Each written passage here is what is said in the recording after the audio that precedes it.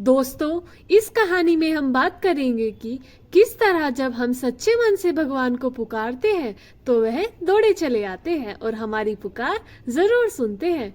दोस्तों, भगवान को भी अपने एक सच्चे भक्तों की उतनी ही जरूरत होती है जितनी हमें भगवान की। तो आज मैं आपको बताऊंगी कि किस तरह अगर आपके जीवन में किसी भी चीज का अभाव है तो उसकी जगह भगवान का भाव कैसे प्रकट करें।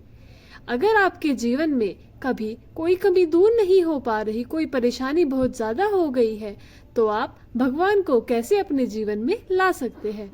दोस्तों, आज हम बात करेंगे कि किस तरह बरसाना गांव में एक सेठ की पुत्री बनकर खुद राधा रानी आई।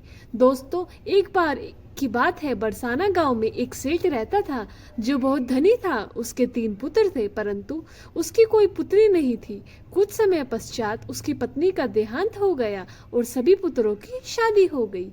सभी पुत्र अपने अपने काम में व्यस्त रहने लगे। अपने बच्चों में अपने पत्नियों के साथ सेठ के दिल की बात सुनने वाला कोई नहीं था। सेठ को शुरू से ही इस बात का दुख था कि उसकी कोई पुत्री नहीं है, लेकिन अब उसकी पत्नी की मृत्यु के बाद उसको यह दुख और सताने लगा और वह इस बात को लेकर परेशान रहने लगा कि उसकी कोई पुत्री नहीं है। एक दिन एक महान पंडित उसके घर आए और उसे दुखी देखकर उसने पूछा कि तुम्हें किस बात की परेशानी है, तुम क्यों दुखी हो। तो उसने अपने दुख का कारण पंडित जी को बताया कि कोई मेरी पुत्री नहीं है, इस वजह से मुझे अपने जीवन में यह अभाव रहता है कि मेरी कोई पुत्री नहीं है। तो वह पंडित उसको कहता है, लोग यह भी कोई परेशानी है, तुम राधा रानी को अपनी बेटी मान लो। हमारे जीवन में किसी भी चीज की कमी होती है उसको भगवान ही पूरा कर सकते हैं। परेशान होने से क्या होगा, तुम राधा रानी को अपनी बेटी मानो और उससे अपने दिल की बात किया करो, देखना तुम्हें यह अभाव कभी नहीं सताएगा। सेठ को पंडित की यह बात अच्छी लगती है और वह ऐसा ही करता है।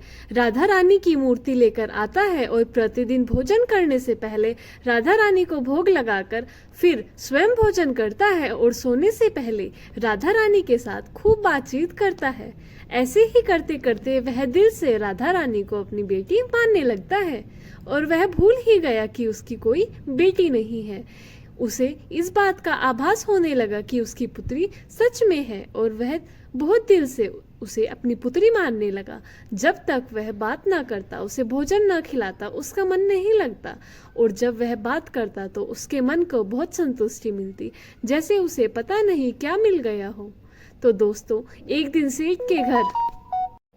सेठ के घर पर एक चूड़ी बेचने वाली मनिहारन आती है और वह उसकी बहुओं को चूड़ियां पहनाकर जाती थी। एक दिन वह चूड़ी बेचने घर पर आई और उसने सेठ के बेटे की तीनों बहुओं को चूड़ी पहनाई। उसके साथ जब सेठ की बहुएं चूड़ी पहनकर चली गई तो उसके सामने एक और कन्या आई और उसे कहा कि मुझे भी चूड़ियां पहना दो। चूड़ी वाली ने सोचा कि शायद सेठ के घर पर कोई मेहमान आई है, तो उसने उसको भी चूड़ी पहना दी। उसके बाद वह चूड़ी वाली सेठ से पैसे मांगने सेठ की दुकान पर पहुंची और बोली कि चूड़ी के पैसे दे दो। उसने पहले से अधिक पैसे मांगे तो सेठ ने कहा कि तुमने चूड़ी का दाम बढ़ा दिया है क्या। तो उसने कहा, नहीं, मैंने चूड़ी का दाम तो नहीं बढ़ाया, परंतु आज मैं 4 को चूड़ी पहनाकर आई हूँ। उसने कहा, मेरे घर पर तो 3 ही बहुएं हैं। तो उसने कहा कि मैंने आज 4 को चूड़ी पहनाई है। सेठ ने कहा कि तुमसे कोई गलती हुई है, मेरे घर पर तो चूड़ी पहनने के लिए सिर्फ 3 बहू है। तो उसने 3 के पैसे चूड़ी वाली को दे दिए और चूड़ी वाली भी बिना कुछ कहे पैसे लेकर अपने घर चली गई। रात को सेठ घर आया और हमेशा की तरह राधा रानी को भोग लगाकर खूब सारी बातें करने लगा और सो गए। उस दिन रात को सेठ के सपने में राधा रानी आई और कहने लगी, बाबा, तुमने चूड़ी वाले को मेरी चूड़ी के पैसे तो दिए ही नहीं। जब तुम मुझे अपनी बेटी मानते हो तो तुमने मेरी चूड़ी के पैसे क्यों नहीं दिए। और ऐसा कहकर एक लाडली बेटी की तरह राधा रानी रोने लगी। यह सब देखकर सेठ की आंख खुल गई और वह भी रोने लगा। जब सुबह हुई तो वह चूड़ी वाली के घर गया और बहुत सारी स्वर्ण मुद्राएं उसके पैरों में रख दी की और उसने बताया कि तुम कल सच बोल रही थी, तुमने कल 4 को ही चूड़ी पहनाई है। मैंने राधा रानी को अपनी बेटी माना है। तुम बहुत भाग्यशाली हो जिसको राधा रानी के दर्शन प्राप्त हुए हैं।